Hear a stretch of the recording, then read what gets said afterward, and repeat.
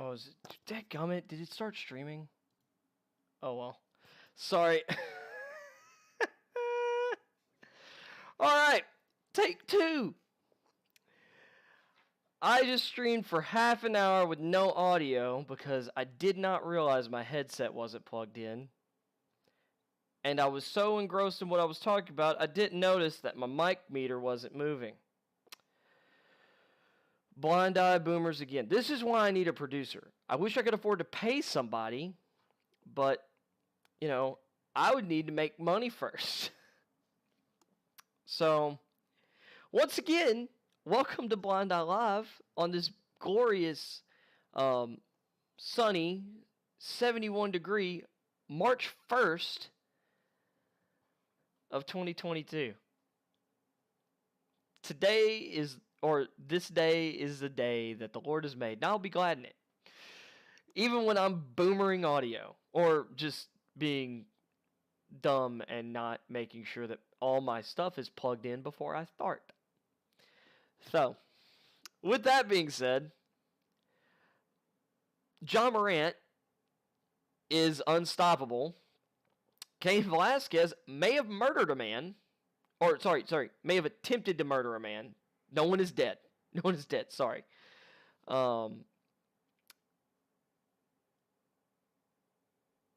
Because the headline is arrested for murder, or the first headline I saw today was arrested for murder. You click on the article, attempted murder. You could have added, it's not a long headline. You could have added that word, lazies. So we'll get into that. And then the NFL Combine started today. So we'll be talking some NFL news. I need to... Dadgummit, why is all this stuff auto-playing? I hate ESPN's website. No video should autoplay.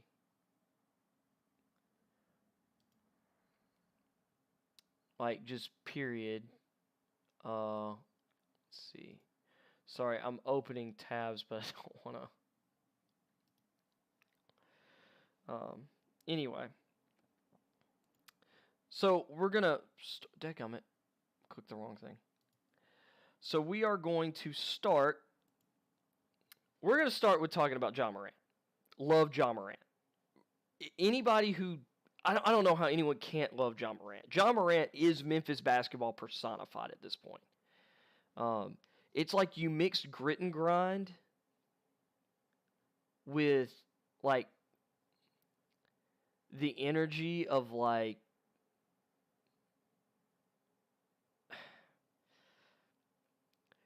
It's like he has that... He is, like, a gritty player. But he's got style to it. He's got that style of the best, like, old Memphis Blues players. But he's got this energy. He's got the energy of rock and roll. The energy of... and swagger of Memphis crunk hip-hop. I mean... I know, I'm super white. I'm talking about Memphis crunk hip-hop, you know. But, I mean, if you grew up in the area, it's hard not to be somewhat of a fan of 3 6 Mafia. Like, come on. But Ja is awesome. The speed at which he plays, but he's under control. Like, it seems like he's barely... It seems like at that speed, you can't be in control, and he's completely in control of himself. I mean, he's just taken a leap this year. And the reason I'm talking about it is, in his last 2 games, the man has combined for 98 points. He has set and broken again. I guess he broke and broke again the Memphis Grizzlies' single-game scoring record in each of the past 2 games. Setting his own career highs, obviously. And did so the first against the Chicago Bulls, powering the Grizzlies to a win over a really, really good team. with 46 points. And then against the Spurs last night, dropped 52 in a 115-105 win. And he was just insane. Like, the highlights from last night's game are just incredible.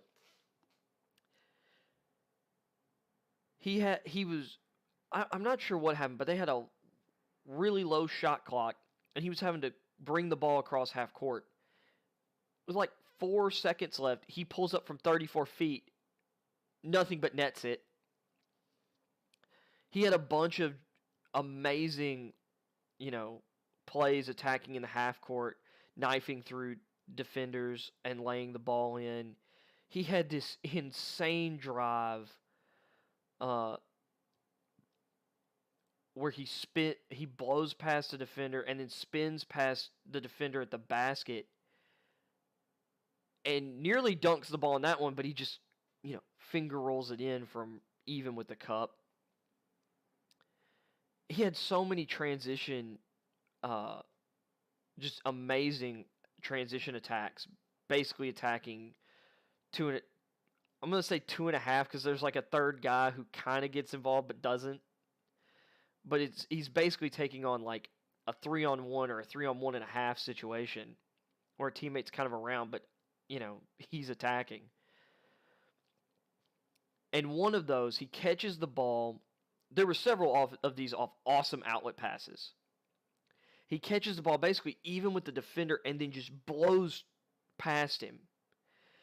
And the third defender kind of comes across, doesn't fully come across, and he really didn't have time to get there. Jakob Poeltl, one of the best rim protectors in the league, is, meeting him between him and the rim. Morant just jumps over him, dunks on him. Just dunks over the top of him. It doesn't jump clear over the top, but you get what I mean. I mean, he posters this dude. And Morant's not huge. Morant's like 6'2". I don't even know if he's gotten up to 190 pounds. I don't know if he's 185 pounds. And he's fearless, and I don't know if I've ever seen anyone that size absorb contact the way he does. There's some guys like Kyrie Irving's really good at kind of maneuvering around contact. Ja absorbs it.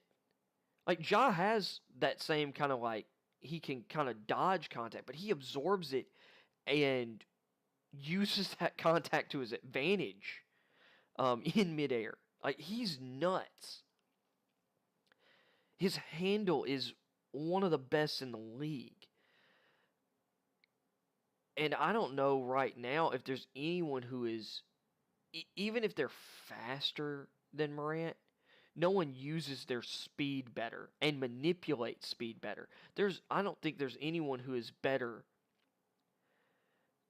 at, or who has his level of both ability to change speeds and speed itself. Like, he can work at any pace and he can shift between them. Like, he's just nuts. And then he's one of the, I'm pretty certain he's one of the best statistical rebounders at his size in league history. He's really good for a point guard, especially one as slightly built as him.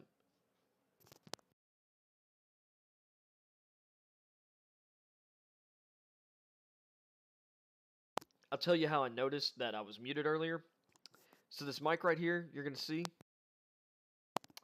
when I mute it, there's a red light. I went to mute it a minute ago, and the light didn't come on. That's how I noticed. But I went on a little bit of a rant, too, on top of this. Well, let me get back into one more Morant highlight from the game.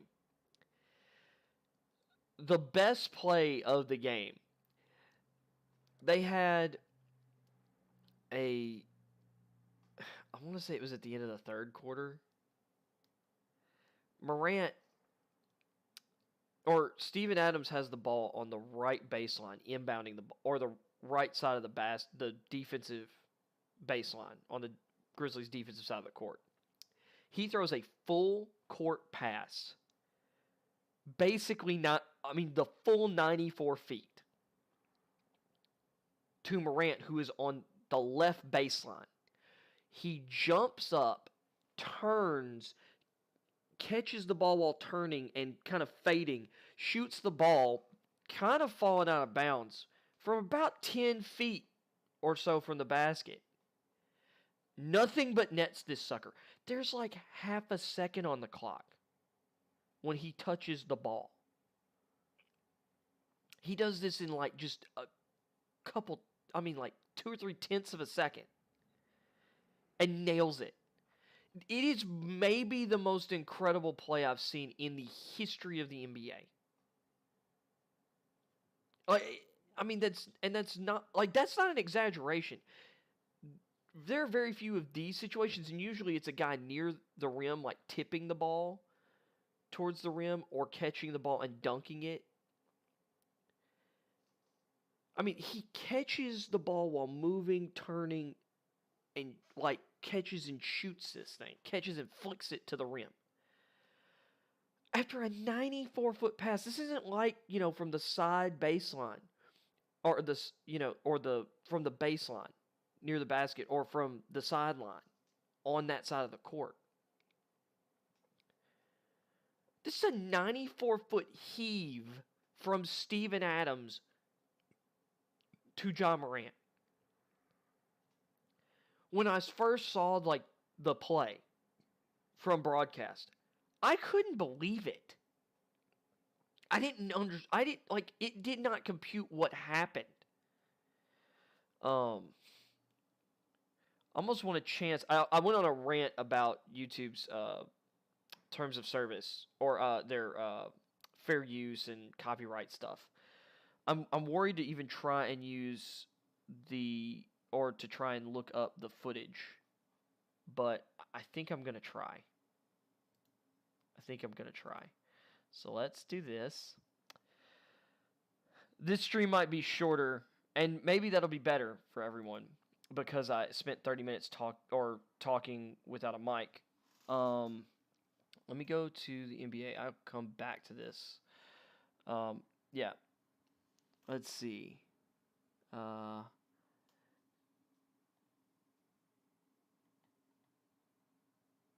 Yeah, so we're gonna hit this, and I'm gonna try and When I was 7, my mother was murdered.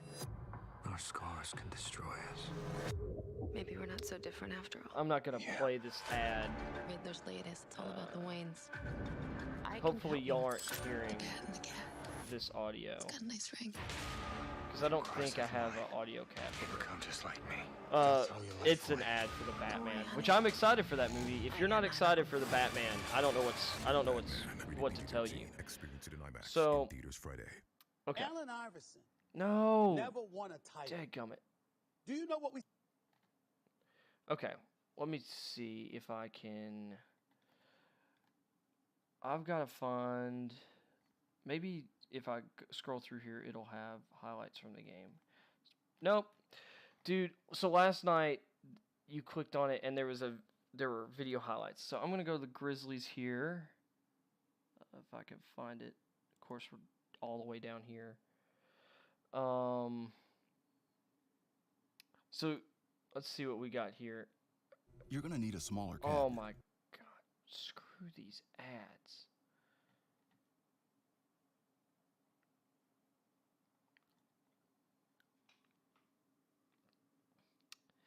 Of course, he reminds him of Iverson. He's better than, in my opinion, he's better than Iverson offensively.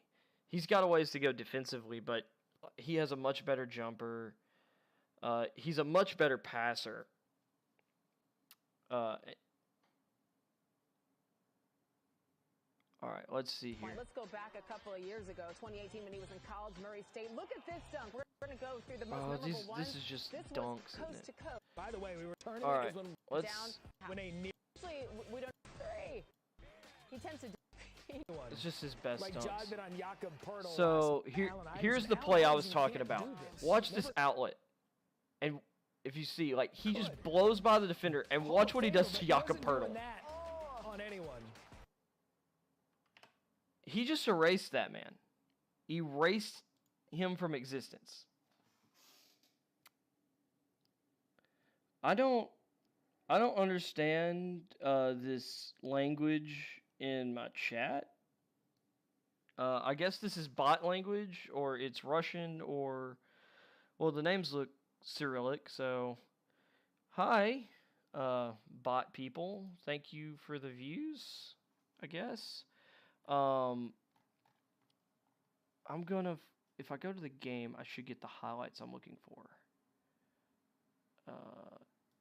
Here we go. All right. Oh, I clicked the Bulls game. Let's go back, please. Back. There we go. See, it's funny. I thought I was clicking on that one, the Spurs one. Okay. So, let's see. Okay, yeah. So this is, so after this ad, we're going to get the video that I'm looking for. This play. Murray 1 of 2. The bench still stands. Adams going long. Morant. I hate how it auto plays.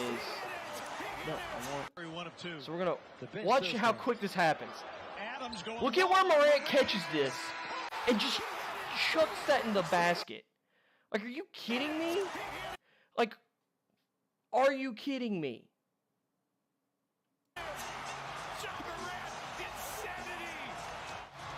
Look at this. He tells him going long. Get my feet Look, underneath. I was wrong. In the That's not air 10 behind feet. the basket. That's like 20 feet. I don't know which one is better. I mean, look, the dunk, of course, the dunk is the one that's going to get you Yeah, out of the seat, I mean, but this is a 20-footer amazing. falling Being out able of to catch bounds. the ball, point I mean, forward I as you're remembered this offloading wrong away last from night. behind the Look basket, at that. Still knocks it down. Who does that?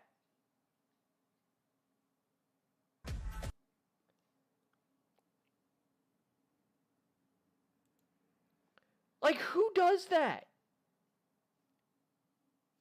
It's incredible. Like, the guy's incredible. Let me double check, see if I've got an email about. Nope. Stream's still up. Good. So that counts as fair use? Okay, cool. It should, because I'm talking over it. I'm reacting. All right, so let's go through some of the daily headlines. Let me adjust my camera real quick and also get my drink out of the way here. Yeah, this is once again Blind Eye Media, where your boy here very obviously blind as a bat. Okay. Of course, some racialized article is the front of ESPN. Got to have one every day about something to do with race or gender. Because, you know, that's what sports is about. MLBPA rejects Major League Baseball's proposal. No deal at deadline. So earlier in the show, or like my first stream, I hit this at about the 20-minute mark, and that headline was Major League Baseball submits best offer. And I'm like, yeah, they're not going to get a deal done by the deadline. Nope. Packers GM not getting trade offers for Rodgers. I don't know if he'd be honest about it if they were at this stage. I also don't think they've gotten an offer yet. Because I think teams are waiting for Rodgers to tip his hand. And where I thought he was gonna go to the Broncos, I thought he was out of Green Bay. Some of this might just be negotiating tactics. I said yesterday that Rodgers wants $50 million and Devontae Adams allegedly wants $30 million. Adams sniffing 30 million. I also went on, a team building run about how Rodgers, that kind of money basically could, or lately, paying your quarterback that kind of money, if your quarterback's in the top 10 or even, I think, 12 in cap hit, I only think that one of the teams that have won in the last, decade had a quarterback in that range in salary.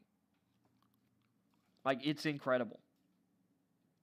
So if he gets his way, he's not winning his Super Bowl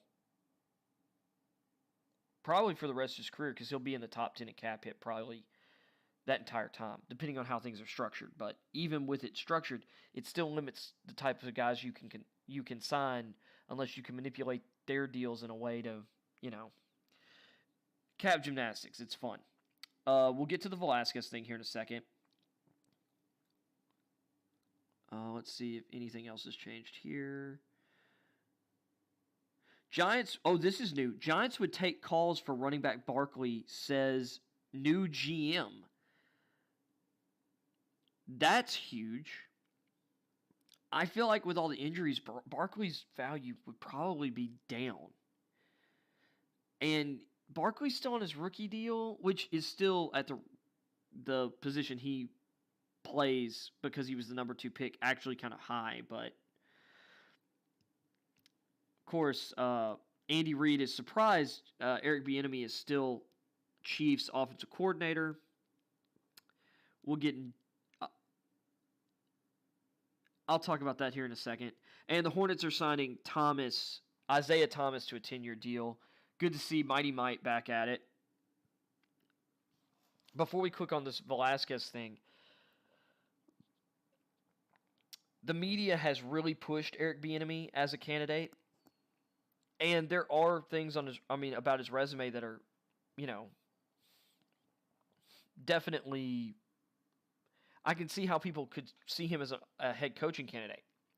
He has not called plays in Kansas City. That's Andy Reid's job. Andy Reid calls plays. Matt Nagy did not call plays under Reid. We saw how that turned out. Now, I'm not saying Bieniemy and Nagy are the same guy, and I think Nagy got some really good success out the gate and got a big head. And I don't know if GM Ryan Pace really did him a solid either. But the Bears got worse every year under Nagy.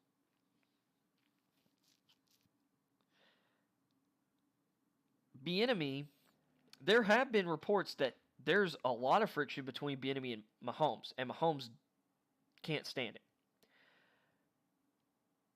There's a lot of talk that Bieniemy did not do well in interviews for head coaching positions the last 2 years. But those can be just rumors. I would like to see him get a shot. One, to prove whether he can be the guy or not, for a couple of different reasons. One, he has been the offensive coordinator of one of the best offensive stretches any quarterback has ever had in league history in Patrick Mahomes, and just any team's ever had with the Chiefs the past few years. And he is involved in offensive game planning. But allegedly, he has pretty much all say over the running back position, even over the running backs coach. He's the reason they drafted Clyde Edwards-Helaire with the last pick in the first round. Whereas GM Brett Veach wanted, I'm trying to remember who it was in the report, wanted a different running back. There's a lot of reports out that, some of the decisions that they've made on offensive players, Bieniemy was heavily involved in, that failed. So we'll see how that keeps going. So let's look at this headline again. Police. Cain Velazquez, former UFC heavyweight champion, arrested for attempted murder.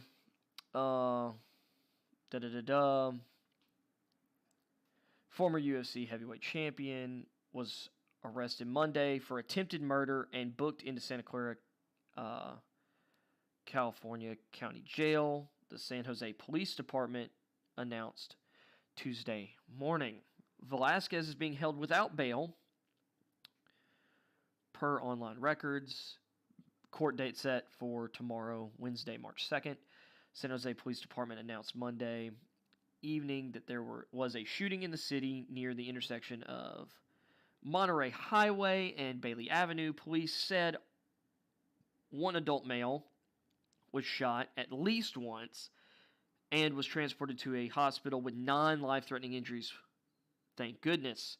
On Tuesday, police identified Velazquez as the shooter, meaning they had him in custody, but they didn't announce this till this morning. The motives and circumstances surrounding this incident are still unclear or still under investigation at this time. San Jose Police public information Twitter account put out. Velazquez, 39, two-time former UFC heavyweight champ from 2010 to 2011, and then again from 2012 to 2015. One of the most dominant heavyweights, or at least from time with a belt standpoint, one of the most dominant in UFC history. He is a California native, considered one of the best in history. He retired from MMA in 2019 and has been coaching at his longtime gym, American Kickboxing Academy in San Jose, California. Velazquez's team has not responded to calls for a statement. After his run in UFC, he was doing professional wrestling. He did I think it was only one performance for AAA or AAA in Mexico, and then got signed by WWE. Had a really crap match with Brock Lesnar at one of their crown jewel events in Saudi Arabia. And, by the way, his parents were born in Mexico.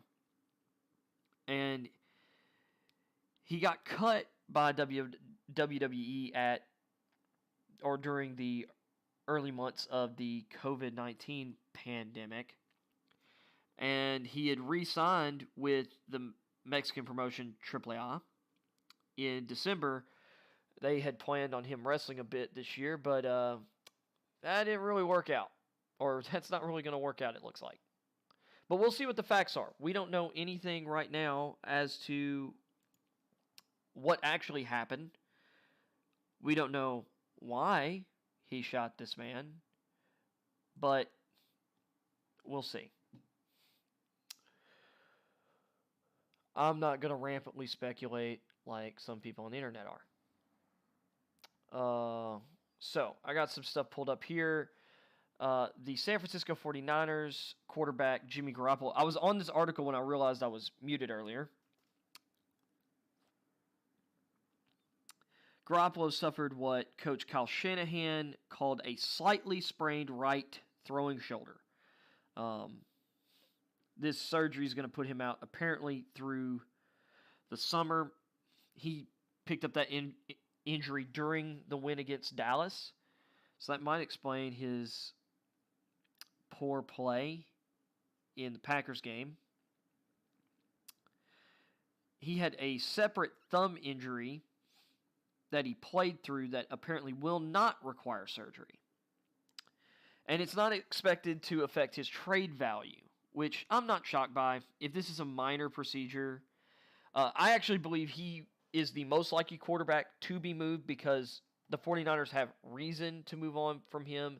They have they have a motive to move on without him because they don't, or they have their quarterback of the future. They have their higher upside option in Trey Lance.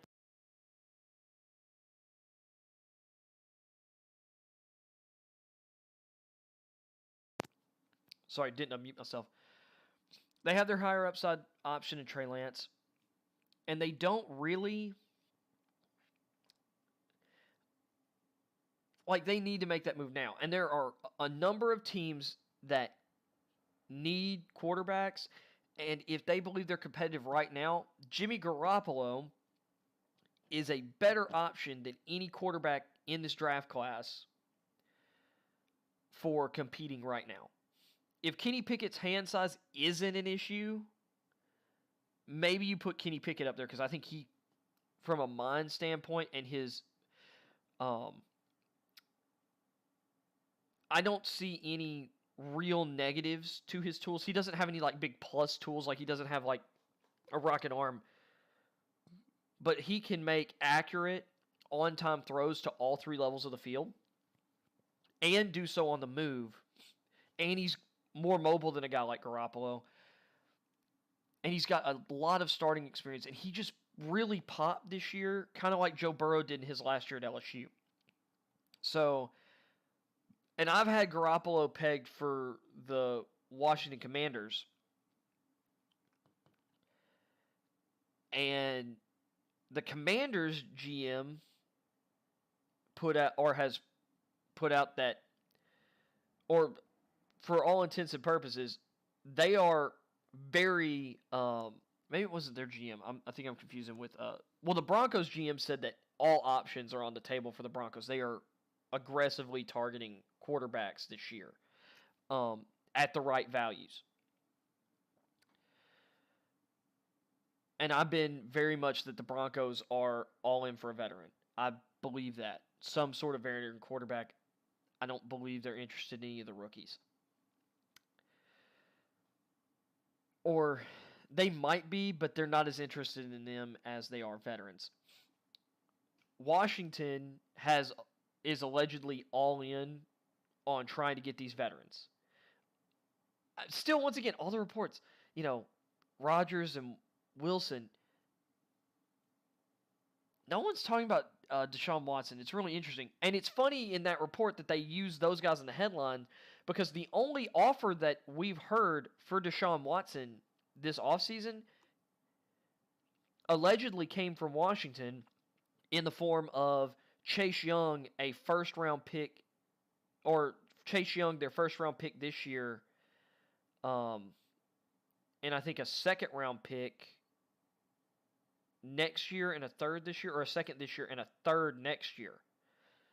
So, and honestly, that's a pretty good offer.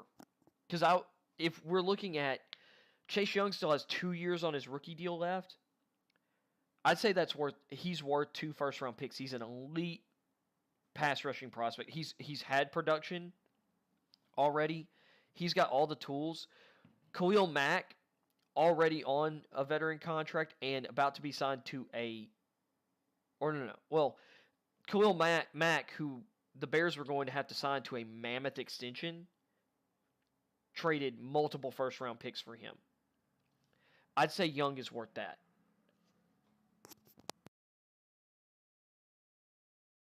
So if the Texans could get him and the number 11 pick this year, a second this year, and a third next year, I think that's great for their rebuild. Because the 11th pick, and they've got Davis Mills, and Davis Mills was really nice over the last 5 games. Davis Mills was top 10. Sorry, I'm still on this article. Let me shift. What was this one? That's Dak surgery. While I'm talking this, I'm going to pull up my boom. So if we're talking about the Texans, Davis Mills over the last 5 games of the season, he was 13th in total QBR, I believe, 44.9 over the last 5 games. So he's in the top half of the starters in the league. Or let's just say top 15, whatever. He was 9th in yards per attempt, or average yards per attempt, 7.4, I believe, which that's nice. And means he's aggressive and he'll target receivers down the field. And he was 9th. Yeah, he was 9th in touchdowns over that stretch as well. Actually, maybe he was 7th in yards per attempt. He was in the top 10 yards per attempt, and he was 9th in touchdowns with 9 over those 5 games. And he threw for over 300 yards against the Titans in Week 17. And, Titans barely won that game. Davis Mills, I think, has earned his shot to start next season. Now, maybe the Texans bring back Tyrod, or they bring in another veteran, maybe a Teddy Bridgewater, somebody. But I think with this quarterback class, Davis Mills has traits. I didn't love Davis Mills last year. Some people had him in their top 10. I did not. Or I may have had him at the back end, but I wasn't super high on Davis Mills. I don't think I had him in my top 10. He did have tools, but it took him forever to really get a chance at Stanford, and he didn't look amazing. But once again, you get somebody in the right,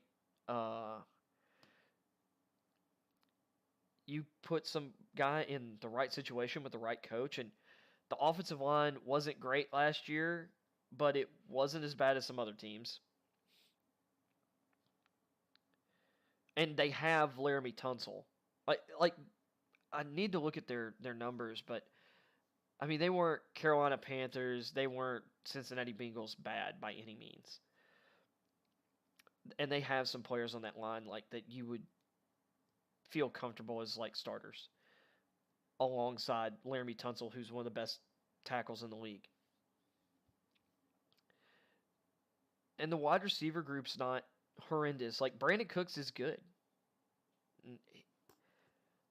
They have some interesting young receivers. I liked them drafting Nico Collins last year, in particular.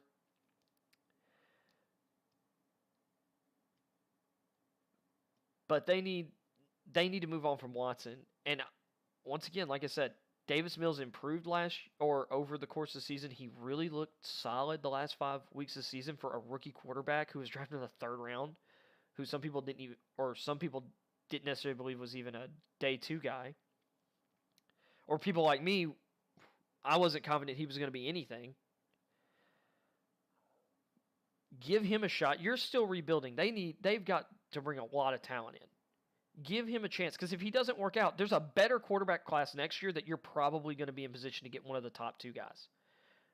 Or one of, and maybe you're going to be in prime position to get the best quarterback.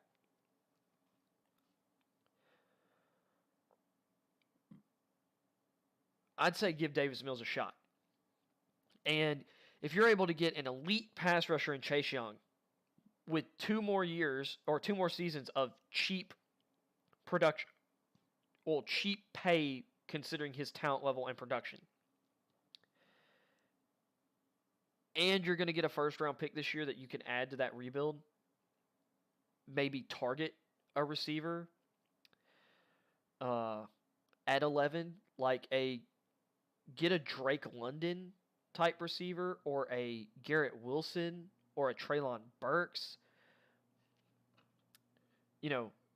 Drake London, you're getting like a better version of like the Mike Williams archetype. I'm trying to think of a better, or should I say, Drake London to me could be a better Vincent Jackson type receiver. Treylon Burks reminds me a lot of like Brandon Marshall and Terrell Owens. Throwing out a TO without, I mean as an on-field player. Let's put it that way. Because he's big, he's 6'3", 230, 225, 230. He's physical after the catch. He's got good burst. He's got all the physical tools. Or you get a Garrett Wilson who has great all-around ability.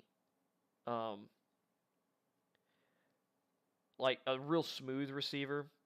Not super big or physical, but he's a really nice player. But that's where other people have him. Personally, even though he's older, I kind of like Chris Olave better. He's faster.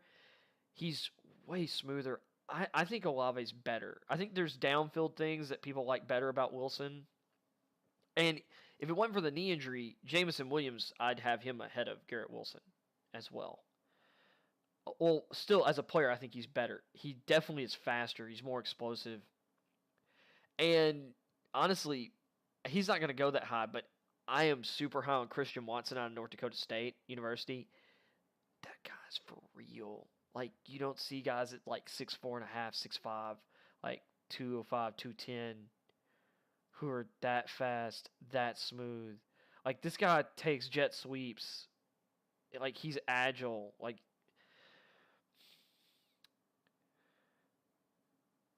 he is not Randy Moss.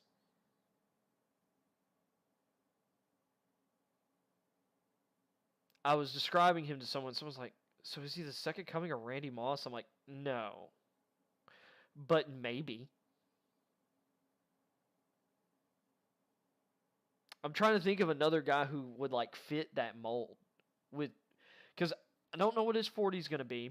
I think it's going to be really fast. Like, yeah, he was playing at the FCS level, but he would just burn guys. I mean, just no one could keep up with this guy. He has some contested catches this year that were just insane. And there was a pass interference where he almost reached behind and caught the ball around the defender's back. It was a terrible throw. And I almost don't blame the defensive back. There's some of these like underthrows where it's like, well, what's the defensive back supposed to do? Be all-knowing?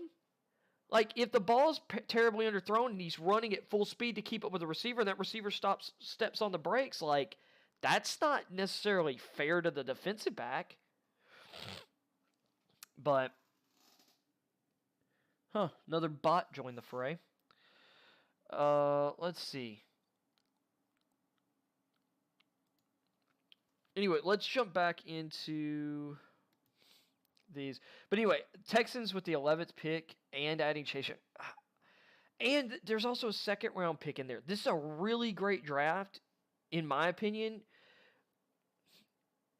The difference between number 1 and number 50 in this draft is, I think, narrower than in a lot of drafts. And especially,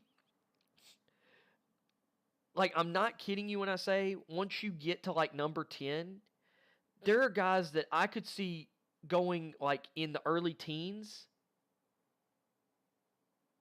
that other people have just a minute difference in grade than me, and that guy's going 40 for them. Like, this is really interesting. There are a lot of players that I see very interchangeably up and down the board, because I have all of the top receivers really close. Like, Jahan Dotson, I really like him and Watson and Williams better than Wilson. But a lot of people have Wilson graded higher, so I'm kind of... Or have him graded higher, have him going higher in mock drafts. Those people have more insider knowledge than I do. So a lot of times I'm looking at mock drafts differently than my own board. Because I have the way I value people, but I'm trying to see what the aggregate look is from other people. And I'm creating ranges for players.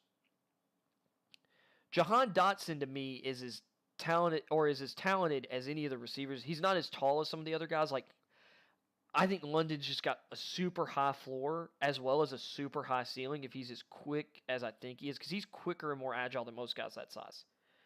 As is Christian Watson. Like, Watson's tools are insane. There might not be... Like, if I'm looking at the tools of the receivers at the top of the draft, I think...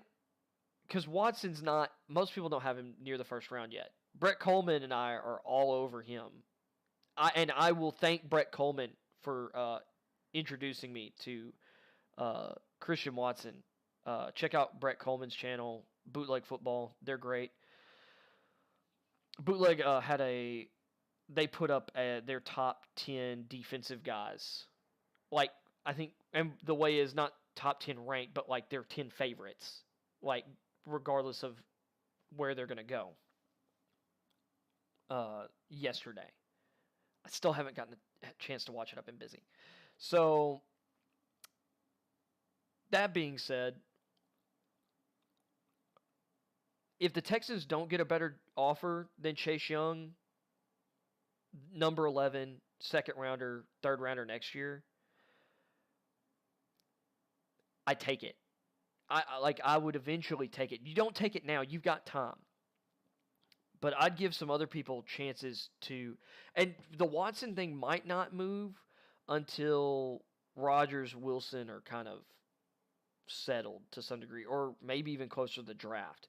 But I wouldn't wait too long, because that might not be on the table. Because for the Texans, if Washington decides to move for Garoppolo, like I think could end up happening, that offer is going to be gone. Or if Washington's able to land one of the other quarterbacks. So it's kind of interesting.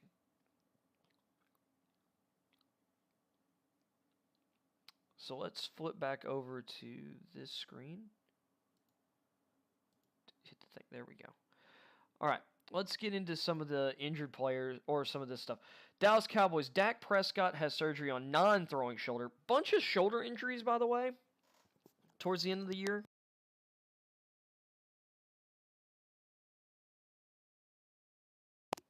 Sorry, my throat's like dry. Really dry. So, Cowboys coach Mike McCarthy said Dak Prescott had surgery on his left shoulder last week, but that it will not impact his availability for the offseason program. And it shouldn't.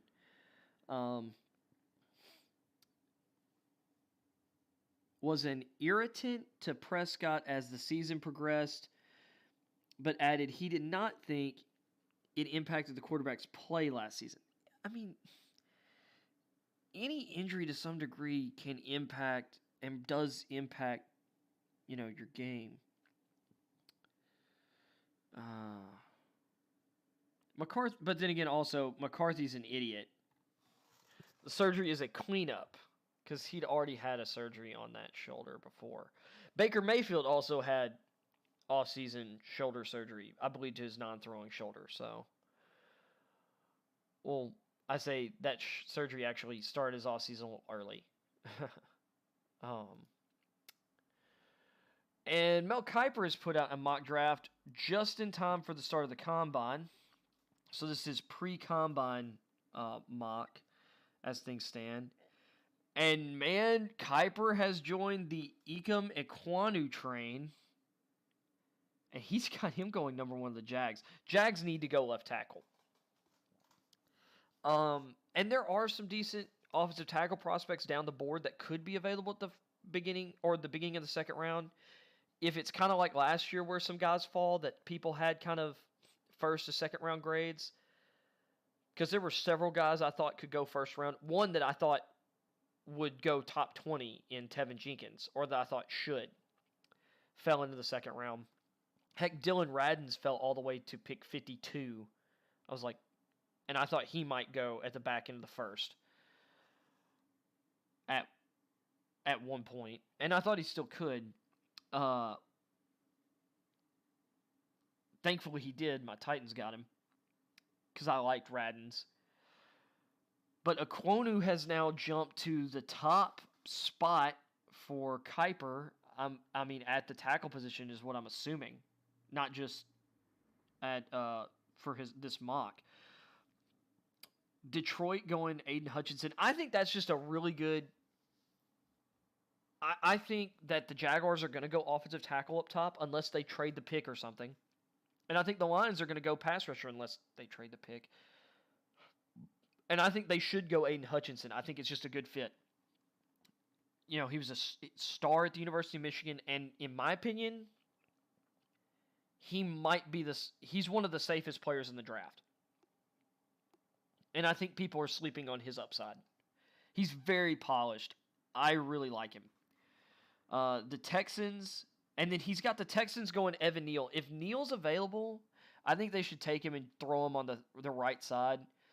I think there's an argument you go Thibodeau. A lot of people have had Kyle Hamilton going there. As great as Hamilton is, and might have the best upside of any safety prospect since Eric Berry, and maybe more than Eric Berry even. And a lot of people think that. A lot of people have Kyle Hamilton as their number one prospect right now. I think if you can put Tunsil and Neal at left and right tackle, Neal has the greatest upside of any of these guys because his size and his athleticism at his size is ridiculous. And I think he's the best balance out of the three top offensive tackles. who I love all of them. Aquanu is one of the best run blockers I've ever seen. He's one of the meanest run blockers I've ever seen. And he's going to step in the league, and he's going to be like Quentin Nelson, except at tackle. Although, if you put him in at guard, I think year one, he's going to be Quentin Nelson 2.0.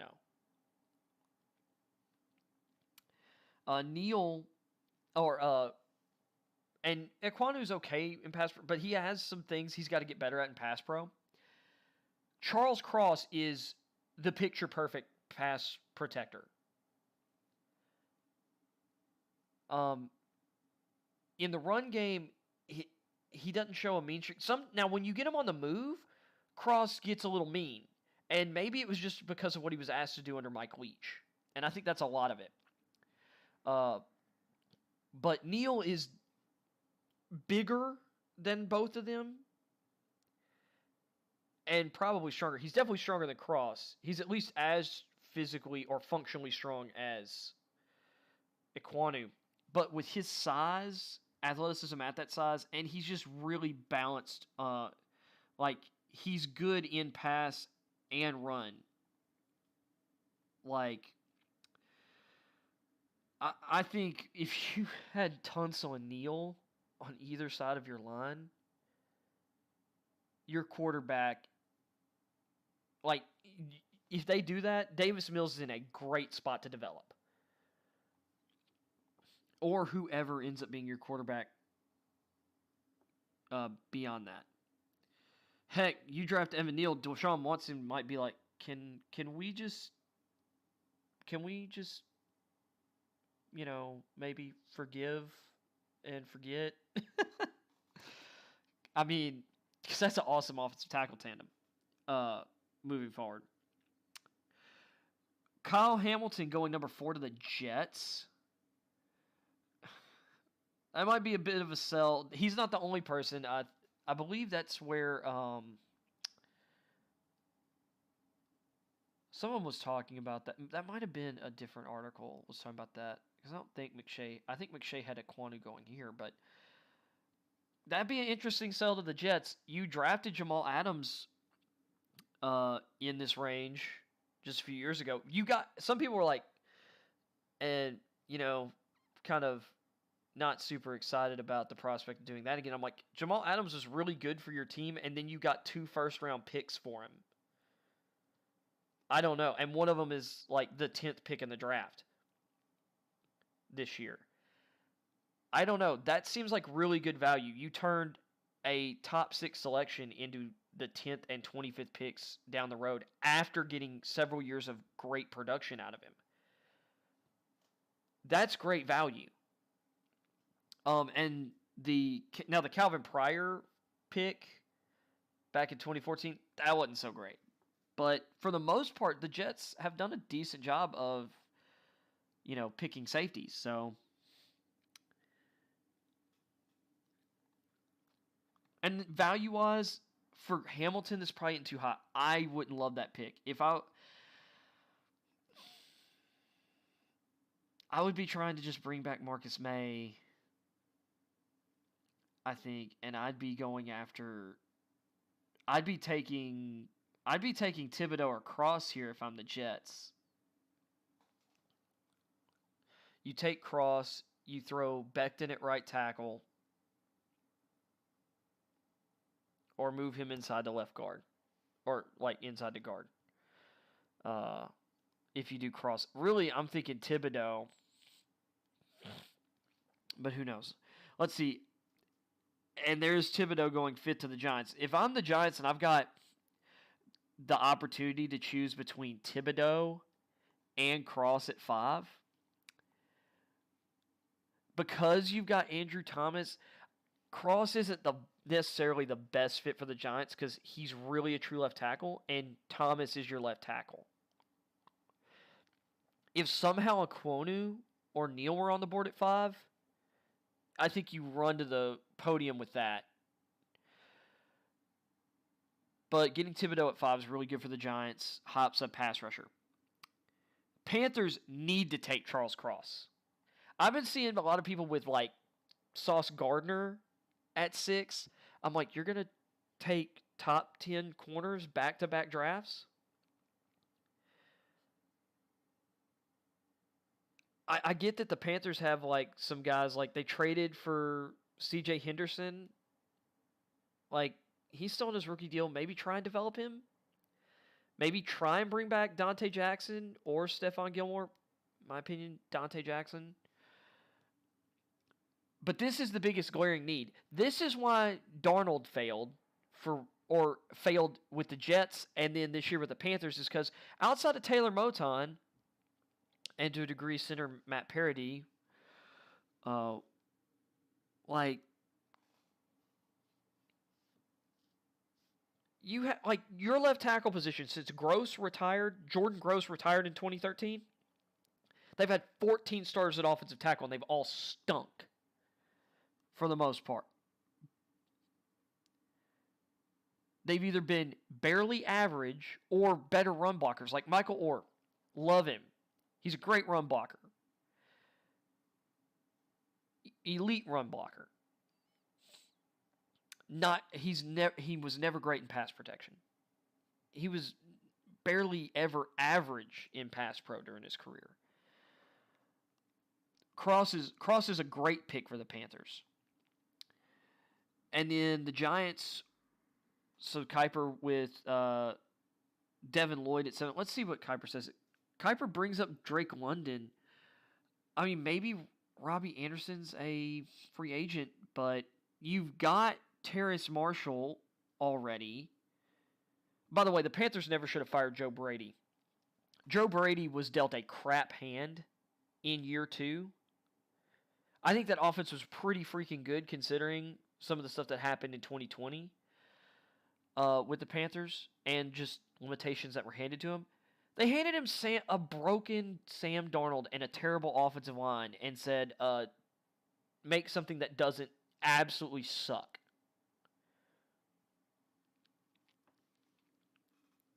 Oh, and Christian McCaffrey was hurt. So, yeah, I'm really hope he lands on his feet somewhere and gets a better opportunity. I'm actually really questioning Matt Rule at this point because of that. New York Giants at 7. Devin Lloyd, inside linebacker. I would just say linebacker. He can play everywhere. He can rush the passer a little bit too. I just am kind of worried. I'm just a little worried. I don't know. None of the elite linebackers at the top of last year's draft went like super high. Like the first one off the board was Micah Parsons at 12. Lloyd's not better than Parsons. He's not. But he is really, really, really, really good. But that almost seems like a reach based on need there, or like need. But he would fit the Giants, and he is super versatile. And Parsons, I mean, the top of last year's draft was really loaded. Falcons going Gardner at 8. I think this would be your second first-round corner in 3 years. I don't think that's a big issue here compared to the Panthers because you've got in my opinion, franchise left tackle in Charles Cross, like elite prospect at that position that is a glaring need and has been for a decade just about now. For the Falcons, they've got holes everywhere, and where you're at now and the players on the board, Gardner's the best. Gardner's arguably right here. I would say he's a top 10 level talent for sure.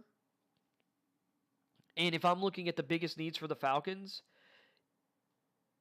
I mean, basically everywhere on the defensive line that isn't Grady Jarrett, like Marlon Davidson hasn't really panned out just yet. But they need I would say edge rushers up there for the Falcons for sure. But you can help your edge rush by adding a second awesome corner. and a second awesome press corner in Gardner. And then, offensive line, and now it seems like wide receiver. I think they could use help in the running back room. But I think Gardner's a great pick for the Falcons here. And I'd pick him over Stingley right now because Gardner stayed healthy and has been playing, whereas, in my opinion, Stingley's falling, and I'd be worried about him. Here's a projected trade, interestingly enough. Browns trade up to the Broncos. Kuiper doing trades. This is crazy. Browns move up to get a top wideout.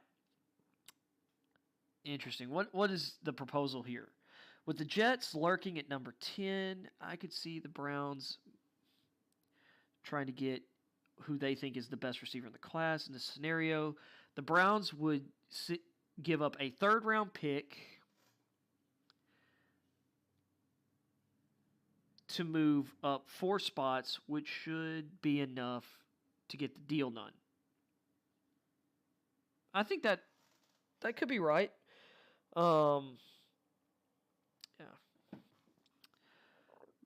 Denver's perspective, this adds a valuable top 100 pick and still keeps them in discussion for where some of the best remaining edge rushers are. And that's true. And I think as well for Denver, like if you're looking at their needs, an edge across from Bradley Chubb, potentially linebacker with so many other guys being free agents, and Nakobe Dean still on the board here.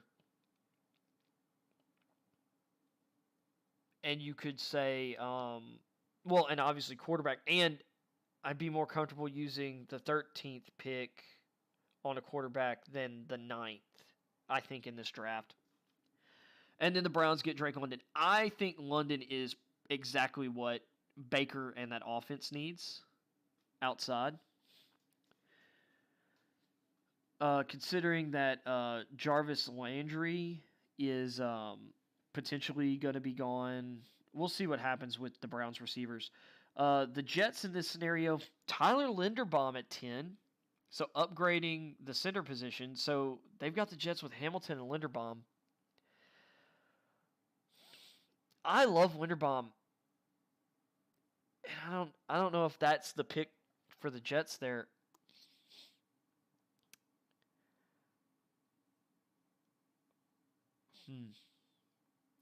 That's interesting. Who else does he have maybe? Apparently he likes Drake London there. Okay. I mean, you still right there. The Jets draft Hamilton and Linderbaum. Those are two starters, and Linderbaum to me is a lot like Creed Humphrey. I think that would just be a lights out. This guy is going to be your starting center, and you're probably going to keep him around for 10 years. So, and this is where I'm seeing the first quarterback go pretty much every mock draft. It's Washington, Kenny, and it's usually Kenny Pickett at 11.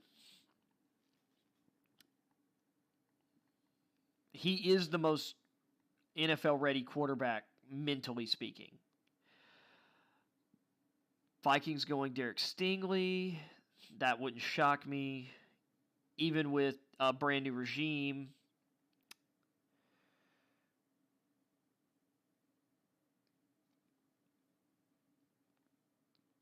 Vikings going super long athletic corner.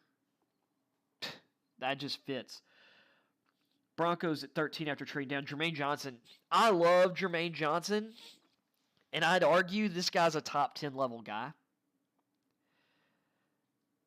And I think depending on how the combine goes, if he's as explosive in testing as I think he will be, this guy might move into the top 10. Ooh, another projected trade. The Saints swapping with the Ravens to move up for a quarterback. Oh, no, for a receiver, actually. Garrett Wilson. I'm going to be honest, that's a little bit of a that's not what I would expect. I mean, the Saints are aggressive, but what do they got them trading to move up? New Orleans only has a compensatory selection. Let's see.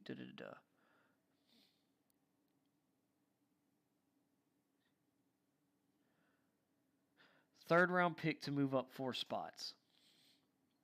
They only have a compensatory selection in round 3. I mean, I guess, but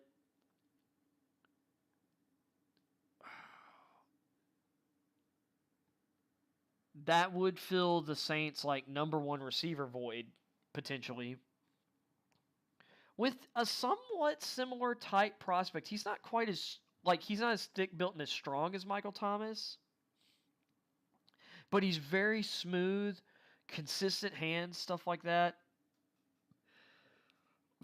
And now we get into the Philly section of the draft because they got picks 15, 16, and 19. Trent McDuffie at 15. I love that for the Eagles. They need to come away with one of the top or with a corner out of this group. David Ojabo at 16 getting an explosive pass rusher. I like that. Chargers with... Now, this is a different Georgia defender than we've seen a lot. Trayvon Walker, who has inside-outside flexibility. Some people have him like in their top or around like their top 10 area. I'm not quite as high on Trayvon as that, but the Ravens, after trading down, take Trevor Penning at 18. That would be an awesome pick for the Ravens. Also, I'd love that pick for the Chargers. A bookend right tackle with Rashawn Slater. And you'd have a mean set of tackles.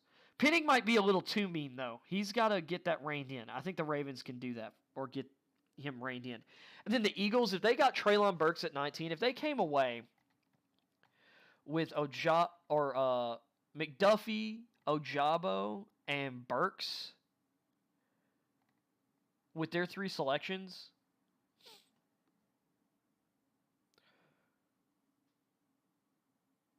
I don't... I'm just looking at that receiving group right now.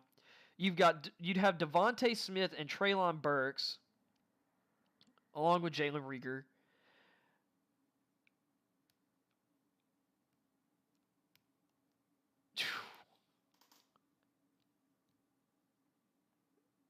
I mean, whoever their quarterbacks end up being, or starting quarterback ends up being, long term, they're going to love it.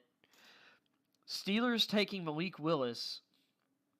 I mean, they take Willis, they're going to have a veteran do something in the meantime. Willis ain't ready. Willis is going to, and I'm afraid Willis is going to take more than a year to sit and get up to speed. And he's already 23. Patriots at 21. Ooh. Kuiper's got my man AE, Arnold Ebiketie. Yeah, Arnold Ebiketie. I love AE. If you hear me refer to AE in the future, this is who I'm talking about. Really explosive pass rusher. And I mean, it seems like they just keep drafting edge guys, or particularly Big Ten edge guys. This time it's not a Michigan guy. But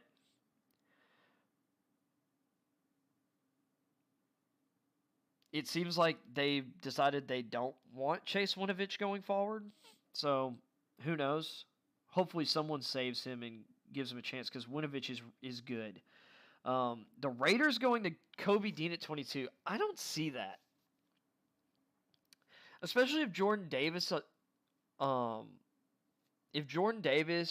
Wyatt, because I think Wyatt's going to continue to rise.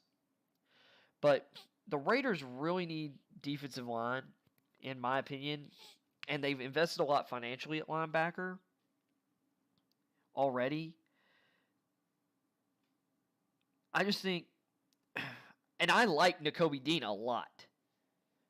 I actually have him and Devin Lloyd fairly similarly rated, which once again shows the value. I think a lot of these guys could swing high up the board. It just, positional value affects some guys' ranges more than others. Because I think Dean could go to the Eagles if they decide, if Howie Roseman decides, you know what, I'm going to invest in a really great off-ball linebacker for a change. But he tends to prefer, low-cost free agent signings, typically low-cost free agent signings, and day 3 picks. That's just how he rolls. And I respect that. But I would in my opinion, the Raiders need to go, and he's on the board here, Chris Olave. Chris Olave is exactly what Derek Carr needs. Cardinals, then go Chris Olave. Man, I get AJ Green's a free agent, Christian Kirk's a free agent. I mean, he'd be a really great complementary piece, or to DeAndre Hopkins, and eventually to become the number 1 in the future. But if I'm looking at their needs, and I mean, I guess a lot of the top edge guys are gone at this point, but that also depends. I think Boye Mafe could vault into the first round conversation with a great combine. Like last year, there were a bunch of pass rushers picked at the very end of the first round. And some guys that people didn't expect, like Turner of Houston. Although, upside-wise, Turner has as much upside as anybody, or almost as much upside as anybody in last year's class. And he really fits the types of guys that New Orleans covets on the edge. Like, he profiles very physically similar to Cam Jordan. I could see him ending up here if the Cardinals don't bring back Chandler Jones, because then they're going to need a pass rusher pretty bad. I could also see the Cardinals being a team that trades down in the first round, depending on who's available and what they're looking at or looking for, and picking up some extra picks. Cowboys at 24. Oh, and George Karlaftis on the board, but I don't see him as your typical edge guy. Like, I think there's stuff I like about George Karlaftis, but I think he's one of those, I think he's a lot like some of the guys the Bills have been drafting, who, they're not the most speedy speedy rushers, like, and guys who could go inside, outside. I'd say he reminds me a lot of Carlos Basham, Boogie Basham, who the Bills drafted in the second round last year.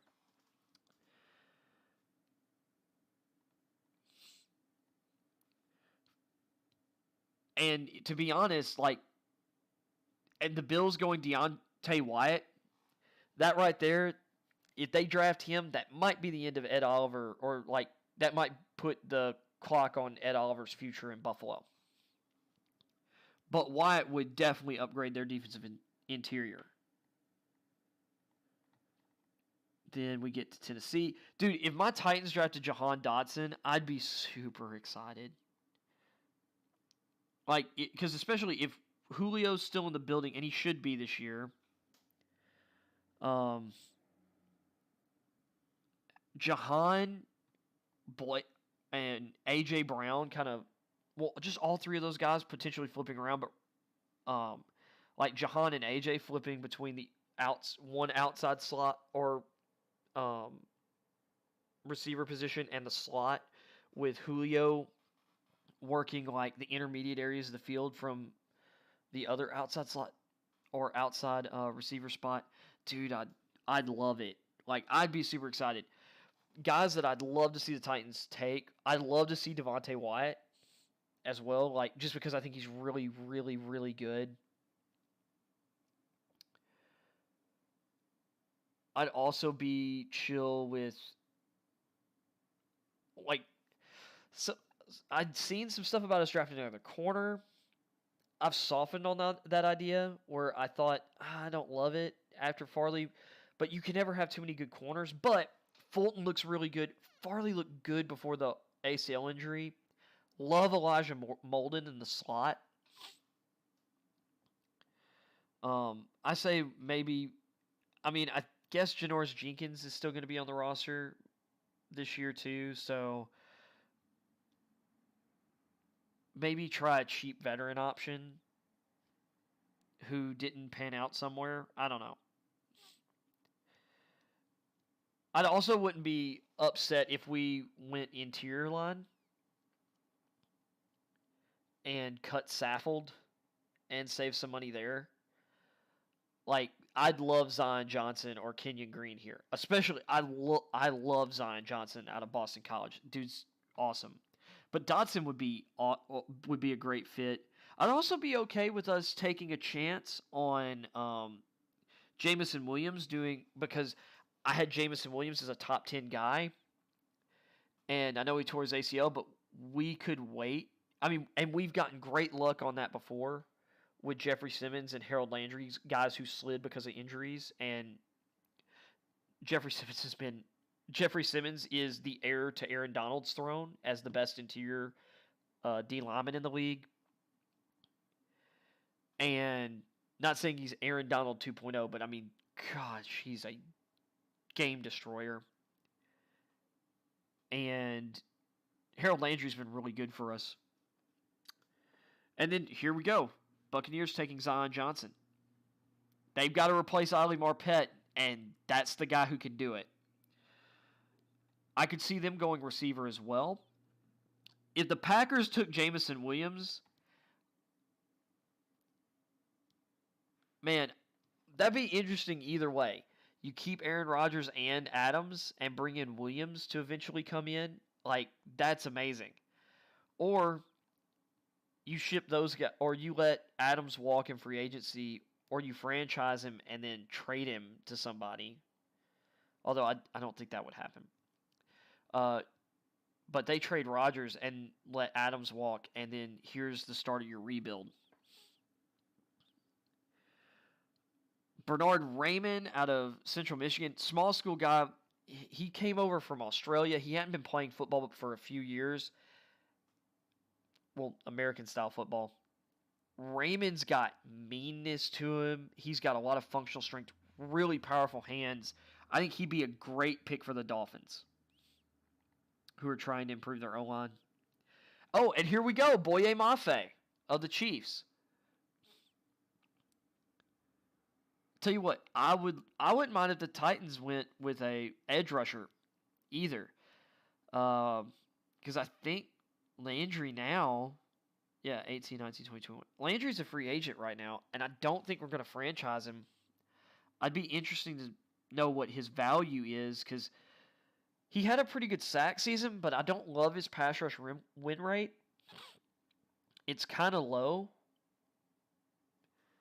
So we'll see.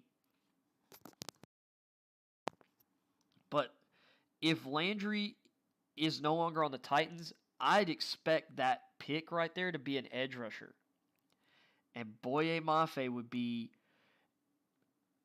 His explosion and work rate are awesome. Cincinnati Bengals, Kyler Gordon of Washington. I could see this guy going higher. This is a guy I could see going to New England. Because what did they have New England drafting up here? It was Ebukede. I almost feel like that's a little higher than where he's going to end up. I could see Kyler Gordon getting that high on draft boards, though. Well, I could see AE too, because I love him, but Gordon would... Man, if you can upgrade on Eli Apple, you do it. And Gordon has really great physical tools, solid technique. I like him a lot. And then the Lions going Matt Corral at 32 at the end of Kuiper's mock draft.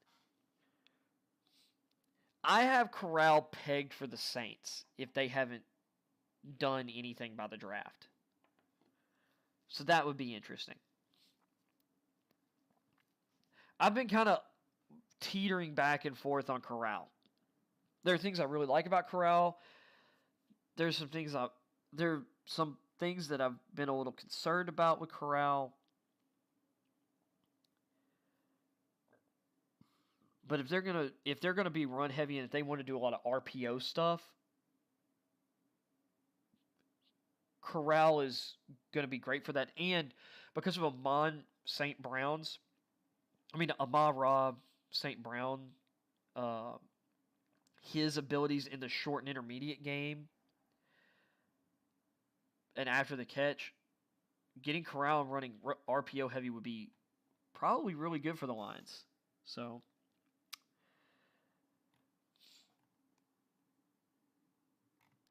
that's that. What time is it? I've been going after screwing up. I guess I've been going an hour and a half. We could end it there. I kind of wanted to check. Let me check the NFL headlines real quick. Also, let me check the chat. Because when I'm doing this, I can't really pull up. Dude, what is up with all these weird bots? Boom today.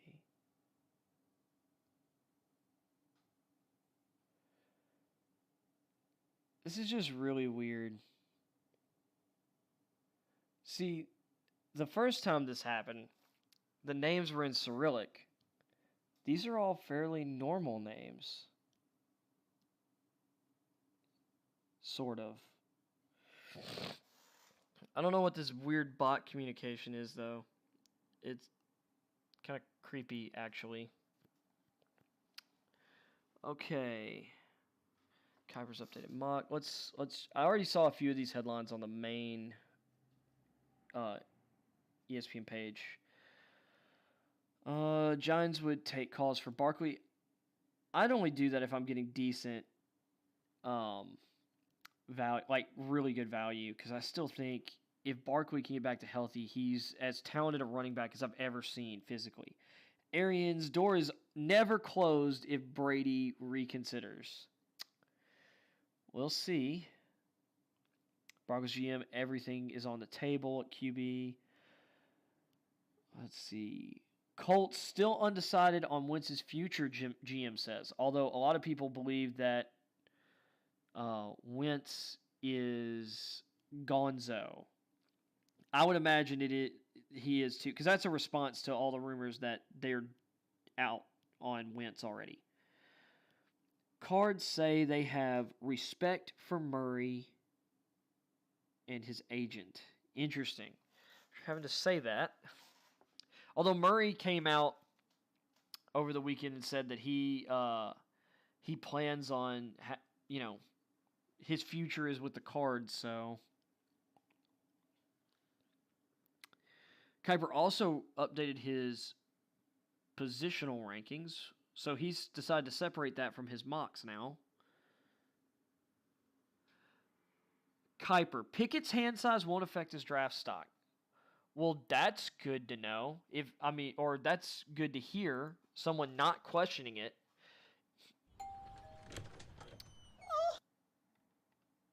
Okay. So, NFL Draft 2022 rankings. Oh, yeah. This is his top 25 prospects. He adds it to his top 25. So, let's look at Kuiper's positional rankings heading into the Combine, and I'll let y'all get to y'all's evenings. So, Aiden Hutchinson, number 1, not a shock. He's moved Icon Okwonu. Let's see what he says. He bullies pass rushers. Now, he can when he gets his hands on him. Sometimes his drop sets aren't great. He toys with them. His run blocking tape is just incredible. Then he's got Evan Neal at 3. Hamilton at 4. And then he's dropped Thibodeau from 2 to 5. What did Okwonu jump up from? Jumped up from 5. Then he's got Stingley at 6. Now, remember in his mock draft, he had Gardner higher. He still got Stingley rated higher.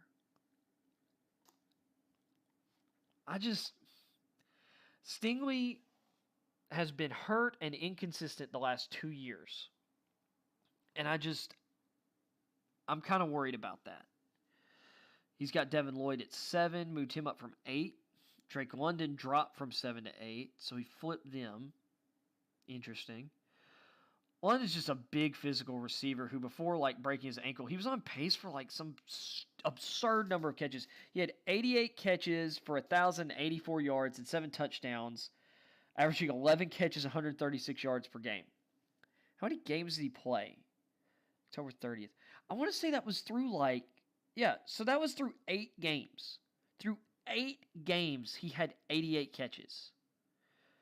So if we're using 11 catches, he played 4 more games just for the regular season. That's 120 catches on the dot. Trying to do the math on the yards there. 136 times. You know what? I got a phone that has a calculator on it. Let's add up these numbers here. Do more proof of my visual problems. Times 12. Let me 136 times 8 again. So yeah, 1,630 yards.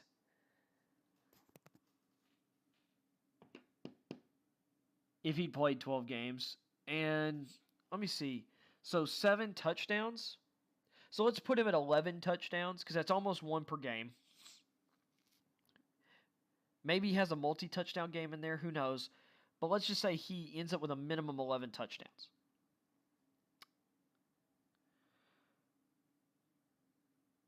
This guy could have had a line of 120, 1630, and 11 touchdowns over a 12-game season. And then, heck, if you add another game to that, for bowl game, 11 times 13. So 100, he could have had no, that doesn't sound right. 11 times 12. Oh, I had that wrong. I had the catches wrong. It would have been 132. I was thinking 11 times 10. So 132 catches. So he could have had 143 catches.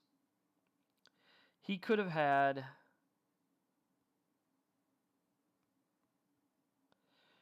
1,760 yards.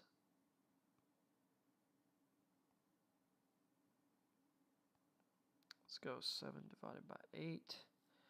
And then times 13.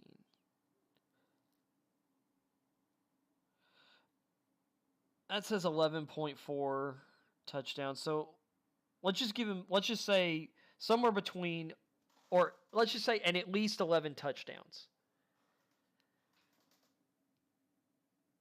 I think he would have beaten Addison for the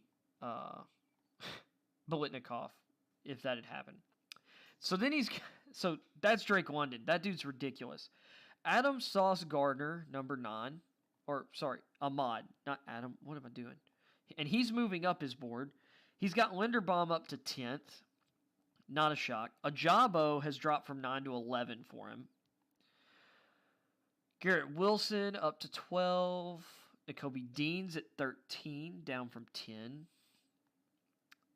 Jameson Williams is at 14. He's only dropped him really because he had him 14. He dropped him to 14 after the injury.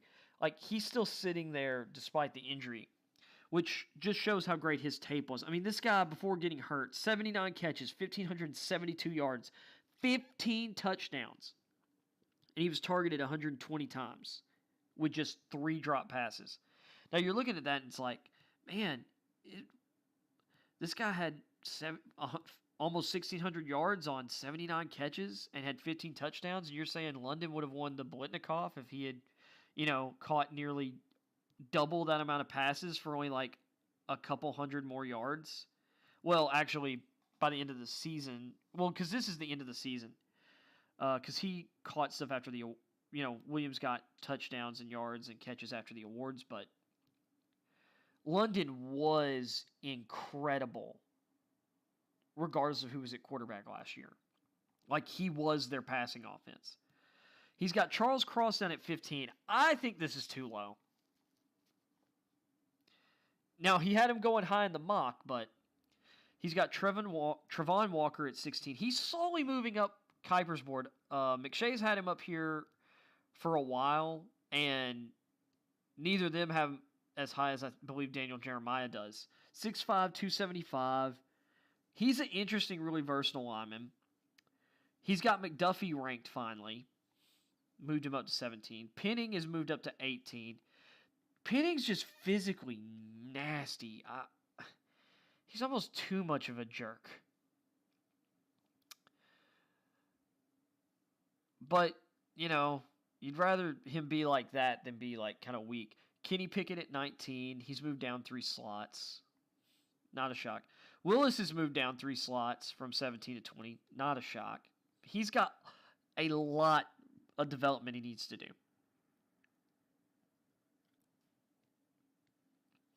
Andy regressed accuracy-wise.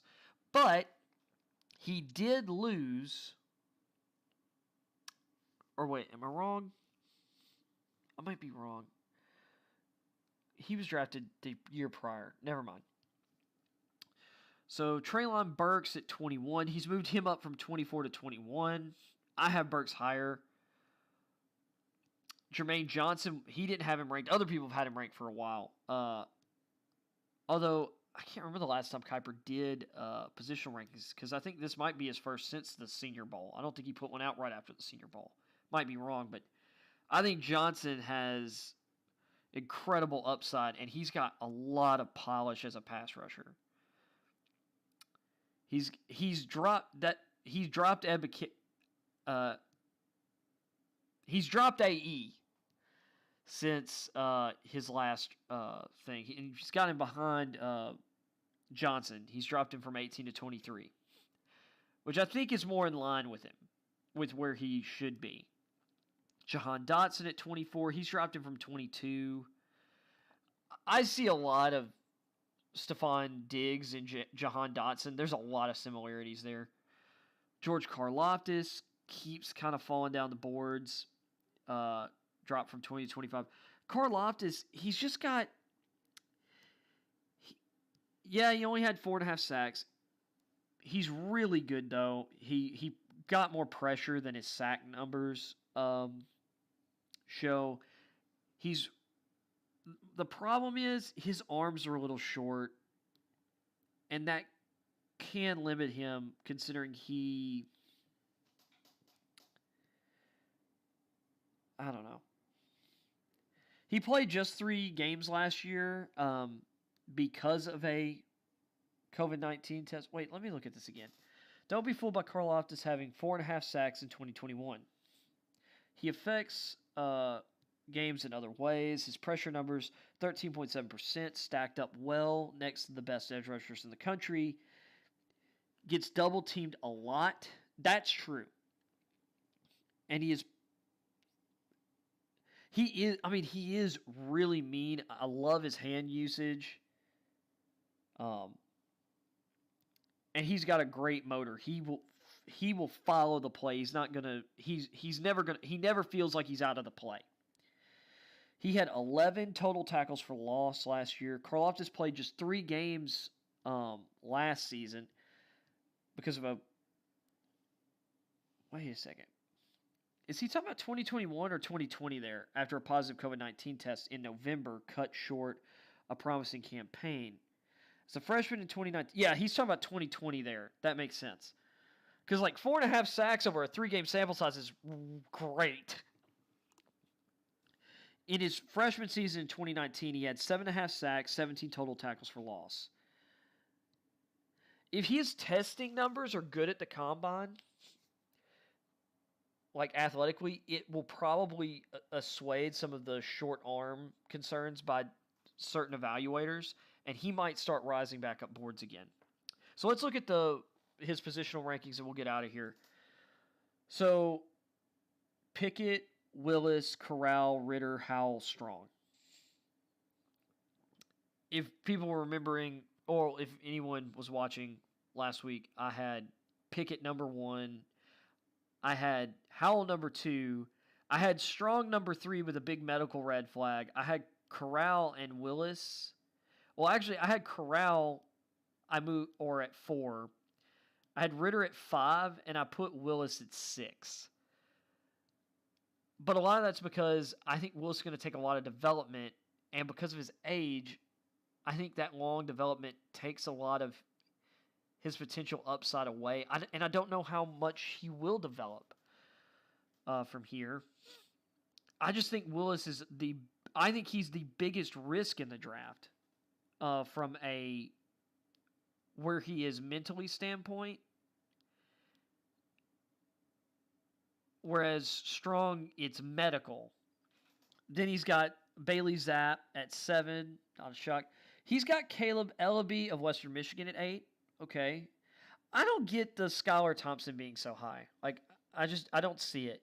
I don't see NFL quarterback, like even a backup in Skylar Thompson.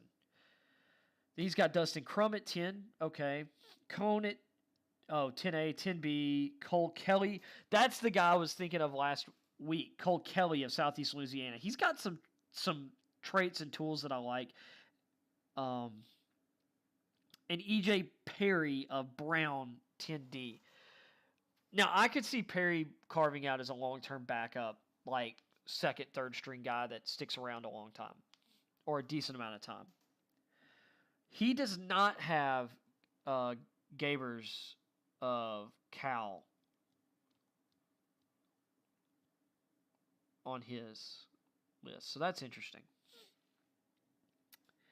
See, running back, Breece Hall, Kenneth Walker, Isaiah Spiller. I think that's an easy. And Kyron Williams. That's my top 4 right there. Except I have Spiller as my number 1 guy.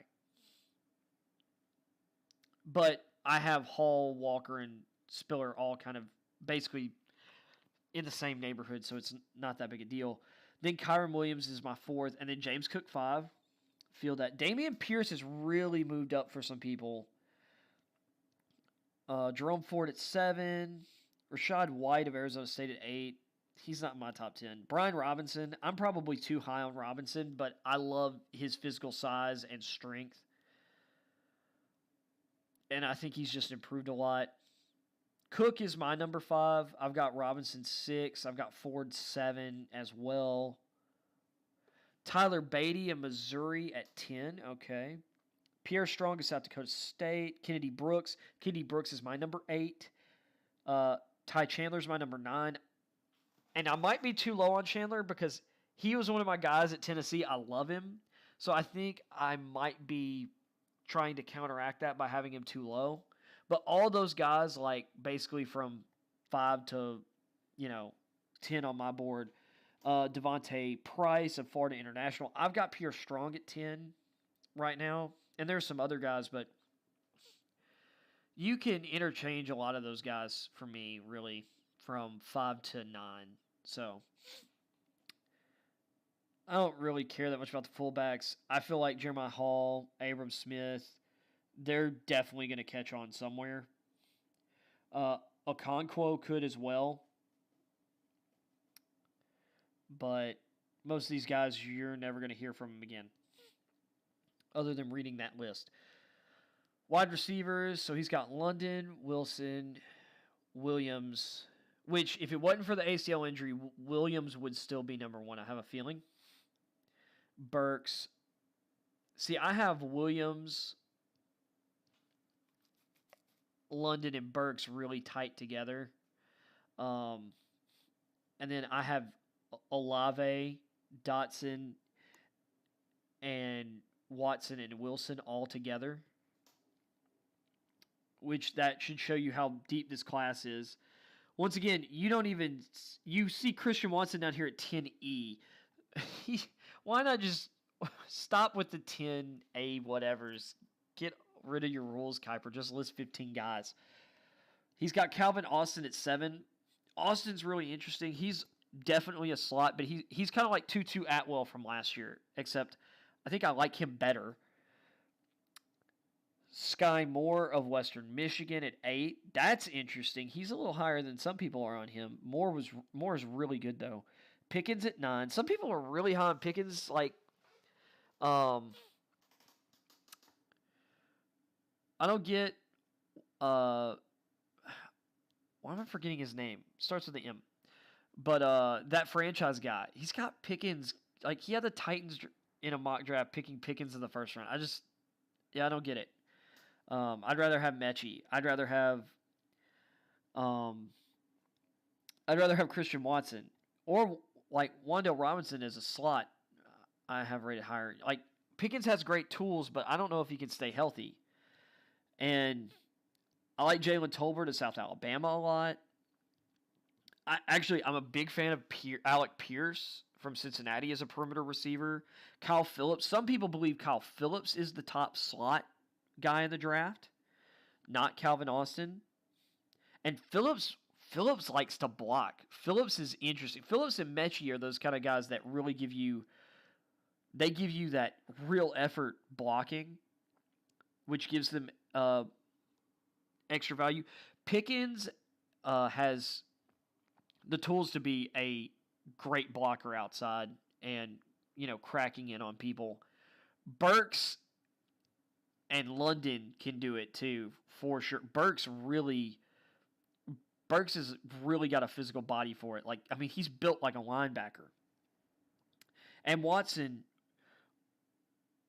a solid blocker too.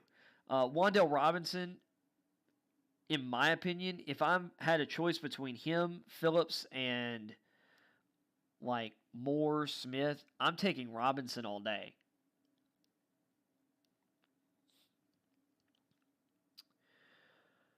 Tight ends. This is such a good tight end class. It's really stupid. Between the free agents and the rookies, there's tight ends to be had this year. He's got Trey McBride number 1. Everyone has McBride number 1. That dude catches everything. Greg Dulcich has a lot of upside. He's really rising up boards for some people. Kuiper is apparently been listening to Bootleg Football, or is of the same mind at least, because they're super high on Dulcich. Weidermeyer's down to 3. He came in the year as number 1. Jeremy Ruckert holding down the 4th spot. Isaiah Likely's number 5. He's really like a move tight end. He's not really like your standard inline blocker type. But you want to talk about a guy who gives you incredible, like, downfield. Like, this guy's all levels of the field threat. And he's a threat after the catch, too. He's got some wheels. A lot of people have him number 2 behind McBride. And I get it. James Mitchell of Virginia Tech's really been rising. He's got some great tools. Cade Otton is solid. Jelani Woods has some real upside at the position. Derek Deese of San Jose State, solid. Cole Turner's a great receiving tight end. The fact that Cole Turner is 10th in this draft class at that position is ridiculous. Because he would have easily been, in my opinion, he easily would have been competing for 3rd off the board last year. And his receiving skills, like, he's really, really good. Charlie Kolar, 11th here. Kolar's one of the most productive tight ends of the past few years. Jake Ferguson out of Wisconsin. A lot of people have or believe he's really, really, really good. Number 12. This guy out of Oregon State I'm not super familiar with. Tegan Quideriano. And one of my favorite guys, I'm blanking on his name. He played at UNLV. He was a quarterback who has transitioned to tight end. Athletically speaking, he could end up, if he's at the combine and testing at the combine, I wouldn't be shocked if he ended up one of, if not the most physically impressive tight end in the class. He's going to move up. And there's a couple other guys I'm trying to remember that I'm not seeing. And I wouldn't be shocked if we saw like 15 plus tight ends drafted. I don't know how often that happens either. See, offensive tackle, Aquanu, Neal, Cross, Penning, Raymond, Daniel Falalele. Huge fan of him. That dude's huge. I have him in my first round just from a physical standpoint. If I'm taking the, Australian guy, if I've got to pick between Falele and Raymond, I'm going Falele. And I might take him over Penning too, but I like all three of those guys. Tyler Smith of Tulsa, I think is more of a guard. If we're talking physical tools, Petit Ferrer of Ohio State is as talented as anyone, but he leans too much. He kind of plays stiff. He's got a lot of work to do. Abraham Lucas, really great pass protector out of Washington State. Matt Woletsko of North Dakota. He's got some tools. Like, he's decent, but he's a day 3 guy to me. Kellen Deach of Arizona State, not a massive fan. Luke Tentua of Virginia Tech, not necessarily a huge fan of either. There's some guys like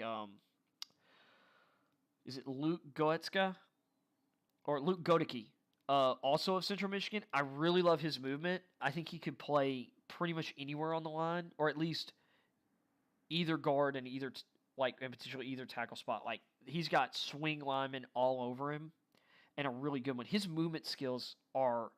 This guy, I've seen this dude on a couple plays slide across. He's sliding faster, or sliding as fast as some of the linebackers are moving in a straight line sideways. Like, his quickness laterally is really impressive, and I think shows some real upside for him. And there's also Tucker from North Carolina, but some people see him as a guard. Or no, Turner. His name's Turner. Let's see, Zion Johnson of Boston College, Kenyon Green, Jamare Sawyer. Yep, that's my top 3. Strange. Yep. Sean Ryan of UCLA. Do not see him as a tackle. I agree. Darian Kennard. Kennard could maybe play right tackle, but I've got him as a guard, and I've got Kennard above. I've actually got Kennard above all 3 of those guys. Marcus Hayes of Oklahoma, solid player. William Dunkel of San Diego State. Don't have Smith near my top 10. Bruss, I mean, he's a day 3 guy, which I guess by the time you're getting there, you're getting to day 3 guys. But where does he have Zach Tom? So he's got Tom as a center, and he's got him as the 5th center. I think Tom could play anywhere on the line. He's a little small, or a little, he's not super long, but I think he could. I mean, he played a lot of tackle at Wake Forest and was good. I think he could play any spot on the line. Dylan Parham of Memphis, really like him. Donovan West, of course, Linderbaum's number 1. Nebraska's Juergens at 4 at center. Fortner of Kentucky at 6. Deaton of Texas Tech at 7. See, I've got Lindstrom higher than that. I've got Lindstrom 4. See, I had Tom listed as a guard. I'm not as high on West. I've got Parham above West, but Lindstrom's like my number 3 at center. I'm trying to think of a couple other guys that I'm not seeing that I was expecting to see. Dadgummit. There was one guard in particular that I've lost name of. Let's see, defensive ends. I'm going to try and be a little quicker here. Hutchinson, Thibodeau. Makes sense. I've got Johnson ahead of Walker. Karlaftis, Thomas. I really like Cam Thomas. I think he could end up in the first round, the late first round. By Jay Sanders. Like, this class is so deep. Because several of these guys, like Thomas, Sanders, Williams, really, really like. Barno in his top 10, interesting. I've got Paschal ahead of him. I've also got Otumewo out of Minnesota. I've got him above Barno. And you've got Myron Tagovailoa Amosa out of Notre Dame also rounding that out. Okay.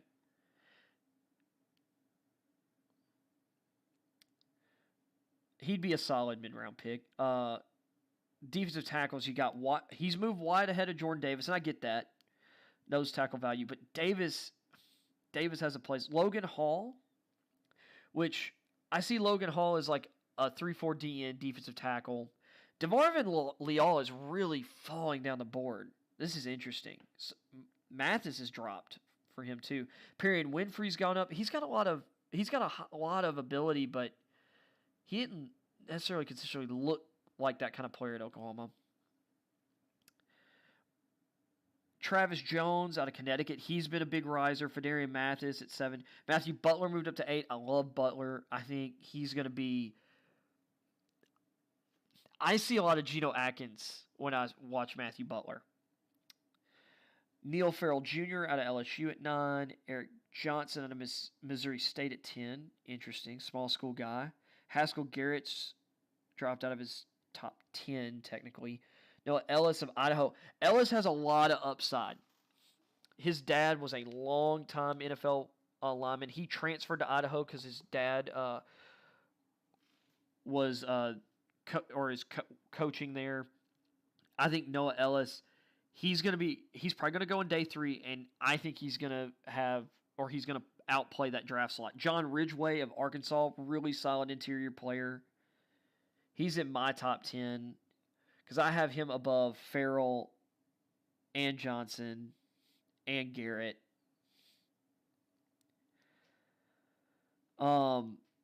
You've got Iome Uwuzurike of Iowa State. He's kind of fallen a bit. He's another one of those guys. I see him more as a 3-4 end. And then you've got Ogbonia out of UCLA. A lot of people really like him. What is it? Otito Ogbonia. Now we're getting to inside. I wish you put the outside backers first. So you got Devin Lloyd, Nakobe Dean, Christian Harris, because these are really just off-ball backers. These are guys you're not sitting here. Now, Lloyd can do some playing on the edge. Nakobe Dean has played a bit on the edge. But these are guys who are playing off the ball. They're not lined up on the edge ever, really, except maybe in certain blitzing situations. Christian Harris, Damone Clark. I really like this linebacker class. This is another great linebacker class. Chad Muma, Troy Anderson of Montana State. He's a really underrated small school guy. I watched his tape. I couldn't believe he wasn't in a bigger school. Channing Tindall of Georgia and Quay Walker of Georgia. Some people have Quay Walker a lot higher. I know that Daniel Jeremiah is really high on Quay Walker. And I think he's got a lot of versatility as well to also play outside. Brian Asamoah of Oklahoma. Darian Butler, Arizona State. Leo Chanel. Chanel profiles as that Patriots kind of linebacker. I have him ahead of Tyndall, Asamoah, and Butler. And Anderson. Really like him. Chance Campbell, Ole Miss. He's going to be a solid pick probably on day 3. Jack Sandhorn of Wisconsin. He's all right. And Mike Rose of Iowa State. I have him ahead of several of those guys too. Outside backers. So these are more pass rushers. You got Ojabo, AE. You've got Boye Mafe, Drake Jackson. Jackson just seems like he is primed to be like mid to late second round. Like he's basically been in the same area like all year. D'Angelo Malone. He's got some pass rush upside for sure. Kingsley JJ Mbare or Inigbare, he's dropped a bit. Some people had him in the first round discussion. He's got a lot of upside. Adam Anderson, he's another one of those guys. Adam Anderson's going to go in the middle rounds, and he's probably going to be like a lot of these Georgia and Alabama edge guys that they were solid and pretty productive in college, but just like Tim Williams, just like Ryan Anderson, Christian Miller, former Georgia teammate or former Georgia player is it DeAndre Walker, who was on the Titans, who they've now cut him. He's just I feel like Adam Anderson's just going to end up being just a guy. Hope I'm wrong, and he had some issues staying healthy at time. Brandon Smith's really dropped. Brandon Smith from Penn State. I really like him. Jesse Luketa. Now, Smith is more of like a traditional 4-3 outside guy. You've got a bunch of pass rushers here. I think Smith maybe even fits in the inside backer category a little more too. But I have a higher grade on him than Anderson and Malone and Igbare. Although I think Igbare's got a ton of potential. Jesse Luketa's got some real potential as a pass rusher off the edge in the middle rounds. Dominique Robinson of Miami, Ohio. Don't have him near or in my top 10. Aaron Hansford, once again, that's an outside linebacker, nickel down linebacker. I like Hansford a lot. I think that's probably about the right spot for him, though. Nephi Sewell of Utah, fine. Kyron Johnson of Kansas, See, I've got Gardner above Stingley. I've got Stingley and McDuffie about even right now. Andrew Booth, he's going to be in the first round conversation for sure. So is Kyler Gordon. Tariq Woolen has so much potential, 6'4", athletic, former receiver. This guy, I think Woolen has as much upside as any corner in this draft. He's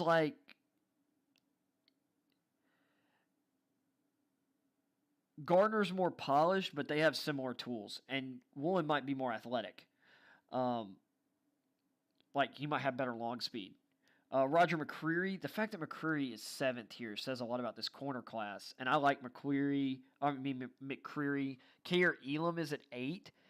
McCreary and Elam were a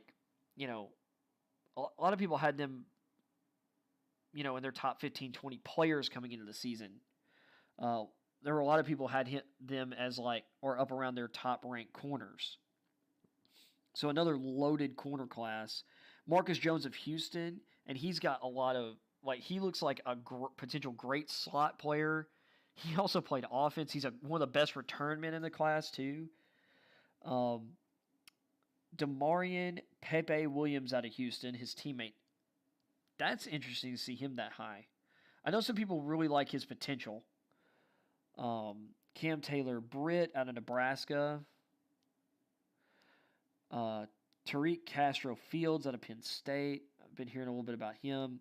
Martin Emerson. I'm surprised not to see Emerson higher. Some people have him rated higher than some of the guys. Some people have him rated ahead of McCreary, Elam, Woolen at this point. I think he's going to end up in round 2, the end of round 2. Zion McCollum out of Sam Houston State, another really great small school guy just up the road, or just up the highway from me. I think he's going to be a great mid-round pick. Christian Holmes of Oklahoma State. Holmes is a physical corner. I like him a lot. There are a lot of great corners, and I wouldn't be shocked if I see him in. Yep, he's in the safeties. Alante Taylor, versatile corner safety. I think he can play just about anywhere. So Kyle Hamilton, number 1. See, he's got all the safeties together. Well, most people do. Daxton Hill. There's a lot of people who think Daxton Hill could end up in the back end of the first round. Wouldn't shock me. Jaquan Brisker. Love Brisker. Cine is a all-over-the-field safety. Physical. Jalen Petrie, same. I feel like he's kind of has some similar stuff to Cine, but I'd rather have Cine. I have McKinley higher. I have McKinley as my 4th safety. And I think it's a really good safety class, by the way. JT Woods, I do not have him ahead of Joseph in my safety rankings, but that's whatever. He's got Doman out of Nebraska at 9. I'm shocked to not see Cook out of Cincinnati up here, because I had Cincinnati above all those guys. I had him as my 7th rated safety. Interesting. And then kickers and punters, Jordan Stout has taken over as the top punter, him and Jake Camarda. I still am trying to figure out why Matt Araiza is not higher. Maybe it's because people feel like his directional kicking is not great. He's got the best leg I think I've ever seen in my life. Cade York is definitely the top kicker. I would be shocked to not see him drafted. Jonathan Garbe has moved up at kicker. Interesting. You've got Cameron Dicker, kicker and punter. I think he's a punter at the next level. Someone's going to bring him in because of that ability, but if you listen to kickers and punters talk about it, there's no way to do both of those at the next level. Like, your leg would be destroyed. Because they are two different motions, and there's so much force going through your hip. I don't think you could last doing that. Sit in video games. Ryan Wright of Tulane. Man, he's got a bunch of guys here. Blake Hayes, punter of Illinois. Wow. I'm kind of shocked to see Burkich that low. I really thought he'd be higher on his list. Daniel Whalen, punter Cal Davis. Some people have him as their highest rated punter. That's a lot of specialist ranks. And then long snappers. Someone's going to draft a long snapper for some reason during this draft instead of just waiting and getting one in free agency or undrafted free agency. And then he's got his returners. So you've got Marcus Jones here, Calvin Austin. That's interesting he's got Jones over Austin, but they're easily the top two. Britton Covey, not shocked to see him there. Ezard of Sam Houston State, not shocked once again. Velazquez Jones of Tennessee, and he also profiles a decent receiver prospect too. I've got a day 3 grade on him as a receiver, but you pair that with his ability as a return man, he's going to get drafted. Justin Hall out of Ball State, not shocked to see him here either. Tristan Ebner out of Baylor, he's going to get drafted. I have a feeling. Devin Tompkins, yeah. So anyway, with that being said, got through all that. That's not a bad list. Most of those guys, or pretty much all those guys, are going to get drafted up until, except for like the fullbacks and most of the specialists. So with that being said, with that little boring end of the show, it's probably boring for a lot of people. I'm interested in this stuff. I like seeing what other people have guys ranked. Let's see. We're over 2 hours right now, I think, or about 2 hours on this show. So after streaming for 2.5 hours and being stupidly muted for the first half, that's the show for today. Sorry it went so long. I appreciate anyone who's tuning in, who's tuned in to the show, tuning in after the fact. I'm hoping to. I'm really trying to get better at this. I really need I probably really need a producer, or I need to change the format. So I've talked about it in the past. I'm hoping to get some guests on in the future. And if you do have any suggestions for the show, what you would like to see from me, any way to make things more interesting, please leave a comment on the VODs. I will take any criticism because I need it.